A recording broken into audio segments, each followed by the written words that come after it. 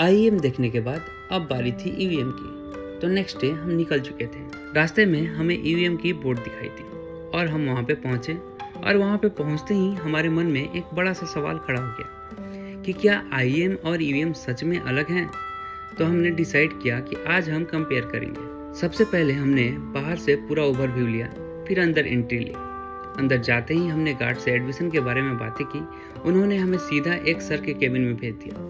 जब हम उनके केबिन में गए तो वहाँ पे हमें डिटेल में एडमिशन प्रोसेस, कोर्सेज और सिस्टम के बारे में समझाया गया। और वहीं पे हमें एक और इम्पोर्टेंट चीज़ समझ आई कि ईवीएम और आईएम एक्चुअल काफ़ी हद तक सेम सिस्टम पर, चाहे ड्रेस कोड हो या फीस स्ट्रक्चर हो और एकेडमिक इन्फॉर्मेंट हो, सब कुछ ऑलमोस्ट सिमिलर है। लेकिन डिफरेंस कोर्सेज में आते हैं। कुछ कोर्सेज ईवीएम में अवेलेबल हैं जो कि आईएम में नहीं है। यहाँ से जो मतलब बीसीए वगैरह जो था वो सब शिफ्ट होके आईएम सॉलिड वाला कैंपस में चला गया। फिर जब हम बाहर आए तो हमें एक प्लेसमेंट बोर्ड दिखा जिसमें कंपनीज के नाम लगे हुए थे।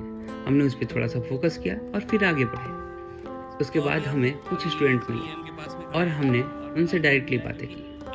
उन्होंने भी वही चीज़ कंफर्म की जो हमें अंदर समझाई गई थी। फिर जब प्लेसमेंट की बातें की तो स्टूडेंट ने बताया कि यहाँ पे हाईएस्ट पैकेज 45 और 49 एलपीए तक गया हुआ है। 49 है, 45 है, या नॉर्मल एवरेज पकड़ेंगे तो 8-9 एलपीए से भी है।